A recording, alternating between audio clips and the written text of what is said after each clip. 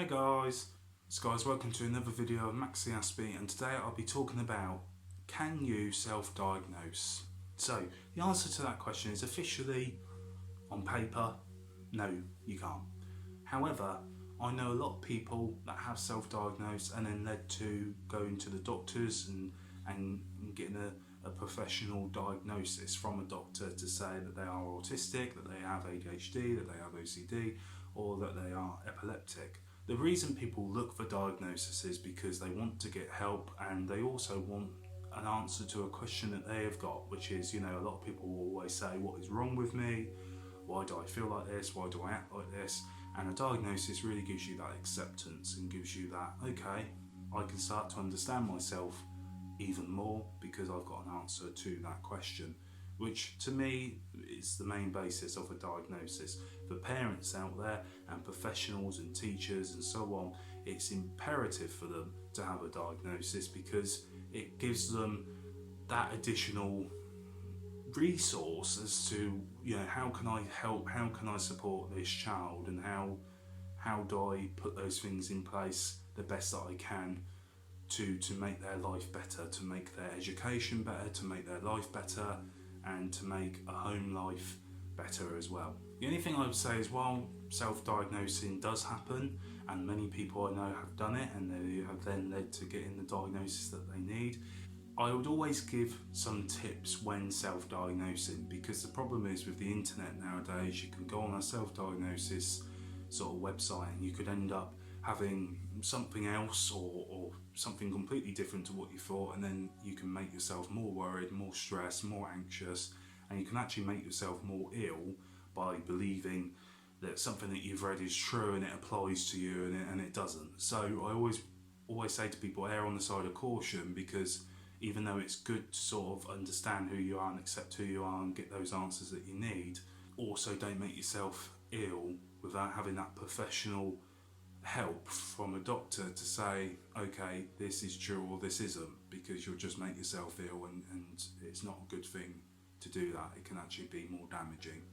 So some of the tips I would give is, whatever diagnosis that you're looking for, especially when it comes to autism, is make sure it is applying to you and that you're not just trying to shape it round you. You're not just trying to force that answer.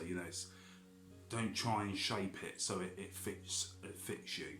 Autism is very, very different in anyone that you meet. Once you've met one autistic person, you've met one autistic person. So don't try and shape it around you. When you hear things like, oh, I can't look people in the eye, or oh, I don't feel empathy for other people, because a lot of those things that you read, it's very different for every autistic person that you meet. And it's really important that you know that, because otherwise you'll think that every autistic person can't look someone in the eye, doesn't feel empathy, doesn't have good social skills, when in some cases that's not the case at all, as it affects people differently. Which does lead me on to my second one, which is research. Research around what you think or what you're trying to self-diagnose, and see if it really does fit you. Autism can always be difficult because the more things that you read, the more it conflicts with other things. Some people will go, well, I can look people in the eye fine. Some people will say, oh, I can't look people in the eye at all. So really research what you're looking at.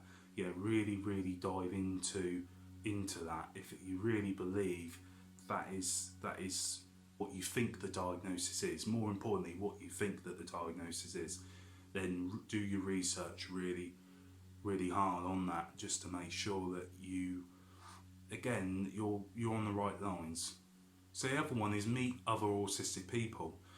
I think it's really key. I think the massive opportunity I've had with working with the National Autistic Society is I got to meet many autistic people who went through different experiences, and we were still able to bond over certain things that we've gone through or we've experienced, and it can really sort of enlighten you, as in to say, oh, that's why I feel like this, or that's why I feel like that. But really talking to another autistic person, meeting an autistic person, can really help. I found it really helpful when I've met autistic people to talk about things, go through things, see what they think, see what I think, and just have that honest chat can really be helpful. So the really important one is talk about it to the professionals. So if you feel like you want to undergo a diagnosis, speak to your doctor, speak to the professionals out there, because they do, within reason, they will give you the best advice that they can. Not to say that sometimes it's not what you want to hear, because my mum was turned down many times when she thought I had an autistic diagnosis and they didn't agree.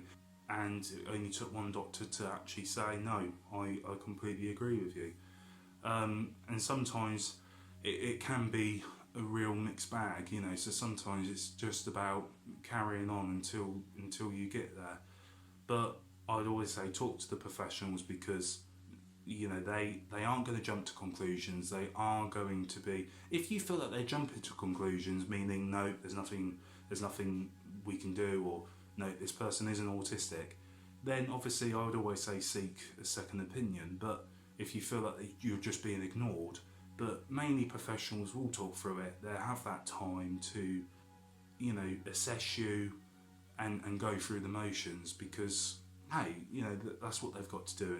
And at the end of the day, if they really believe that you are autistic, you will eventually get there. But it's sometimes just getting that right person can be really key. I know some other of my autistic friends have done this. Take some online tests. Don't take the test as I've definitely got it, but there are good tests out there that just gives you a sort of range of actually, does this fall under autism or doesn't it? I'd never say, take the test and say to everyone, yeah, I definitely am. But a test can give you a good range, a good scale of actually, am I or am I not? And the other ones as well is be open to other things and accept it may not be autism, it could be something else. The thing with conditions is sometimes they can be very similar to other ones. I often sit here and go, was that my autism or was that my OCD? The fact that I like a routine, I like things organised, is that my OCD, is it my autism? It can be very conflicting sometimes, to the point where actually you don't really know which one was which. So always be open to the fact that it could be something else, and don't have your mind fully set on, oh, it's got to be that, it must be that, because actually it might not be. But the last one is accept you no matter what. So no matter what diagnosis that you get at the end, accept it and embrace it. If you really obviously feel that the diagnosis is wrong, of course you shouldn't accept that, and you should say, actually no, I disagree, I want a second opinion, because I think we've got the wrong thing here. But if it's a diagnosis which answers your questions, which gives you peace, which will help you going forward, accept it and embrace it, and just accept yourself. Because I think when you've got conditions, growing up with being autistic was quite hard for so many years, and I don't think I truly ever accepted it until I'd say I worked with the National Autistic Society on the campaign, because I don't think I understood it enough. I understood how it affected me, but I didn't understand how it affected everybody else, and how much of an impact it can have on other people's lives. And it was only until I started working with the National Autistic Society I felt that I actually truly accepted autism.